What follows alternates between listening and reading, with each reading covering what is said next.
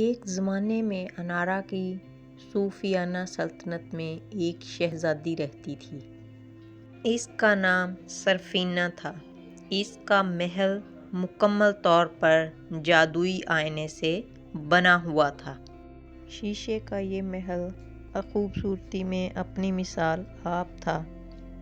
شہزادی سرفینہ کے پاس ایک انوکھا تحفہ تھا۔ وہ آئینے میں پھنسے ہوئے روحوں سے بات چیت کر سکتی تھی۔ یہ روحیں جو کبھی عام مخلوق تھیں، چاندی کی روشنی کے ساتھ چمکتی ہوئی ہستیوں میں تبدیل ہو گئیں۔ یہ محل پڑوسی ریاستوں سے آنے والوں کو اپنی طرف متوجہ کرتا تھا، جنہوں نے شہزادی کی رہنمائی کی تھی۔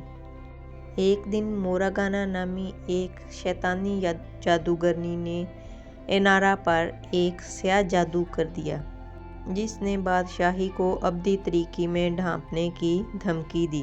ایک کرسٹل جس میں جادوگرنی کی ساری طاقتیں موجود تھیں۔ شہزادی سرفینہ اس کو پانا چاہتی تھی۔ آخرکار ایک دن شہزادی سرفینہ کو وہ کرسٹل مل گیا۔ شہزادی سرفینہ نے اس کرسٹل کو توڑ کر جادوگرنی کی ساری شکتیاں ختم کر دیں۔ شہزادی سرفینہ اپنی سلطنت میں خوشی سے رہنے لگی۔